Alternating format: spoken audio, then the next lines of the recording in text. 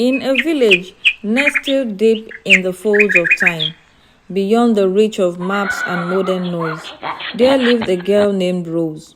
She was not born into power nor privilege, she was born into hunger. Her father gone, her mother blind, her younger siblings always crying, always needing.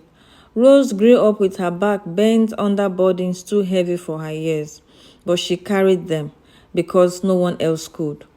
The people pitied her, some tossed coins, others tossed prayers, but none changed her fate. Until one night the wind whispered her name. Rose followed that whisper beyond the safety of the village drums, past the rustling bushes that children were warned never to enter. There at the edge of the whispering stream, where even the trees bowed in silence, sat a woman. No eyes, no shadow, her skin looked like bark burned by 7 suns. She spoke without moving her lips. Child of dust, do you want to beg forever, or do you want to shine? Rose trembled. Her voice was barely a whisper. I just want to feed my family. I just want to take care of my needs. The woman grinned, mouth full of broken teeth. She handed Rose a wooden bowl filled with dark powder that shimmered like ash and stars. Her voice was a hiss. Mix this with your akara. Sell it and smile. For every bite they take, you will rise, but never eat it yourself and never feed it to blood. Then she vanished, leaving behind a smell, part roasted pepper, part something else, something like fear. The next morning, Rose stood in the market, her akara sizzled golden in the pan, round and plump, crisp on the edges, but it was not beans alone that bubbled in the oil. It was destiny. One bite and people felt a spark. 2 bites and they smelled, dizzy with something they couldn't name. They came back again and again. Even those who hated akara found themselves craving hers. And Rose began to change. Her skin glowed like morning dew. Her eyes sparkled. She bought wrappers with silver thread, built a house with carved doors and tiled floors. She no longer carried firewoods. Servants did.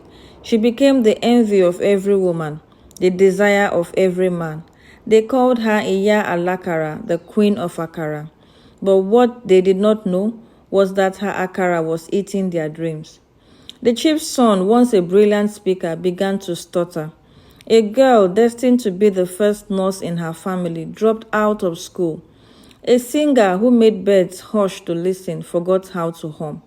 One by one, futures faded, hopes dimmed, and all of them had eaten Rose's akara. But her fame only grew, until the night of the festival when the village drums called the spirit to dance. Rose offered free akara to all. Laughter filled the air, drums echoes into the hills. Then the lead masquerade, possessed by the oldest ancestor, froze in the middle of a dance. It turned to Rose and pointed. The ground you walk on mourns. The mouth you feed now weep in their dreams. You fed them sweetness, but stole their stars. Now the earth has come to collect. The wind screamed. Her akara pots caught fire without flame, blue angry flame. The earth trembled.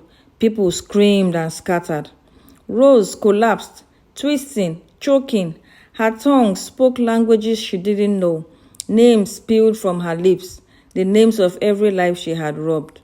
And from the smoke of her akara pot, shadows rose, faces, hands, tears. They surrounded her, whispering, "Return what you took."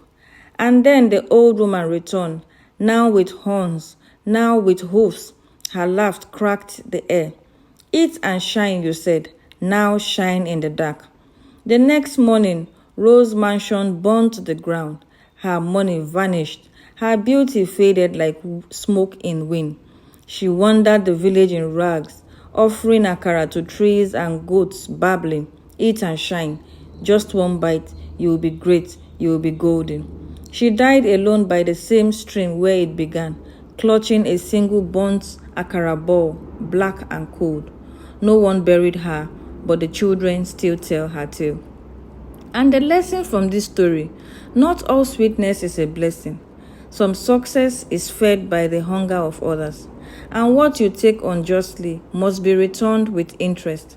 And when the Spirit gives, they will always come back to collect. So next time you hear, eat and shine, be sure you know what's frying in the pan.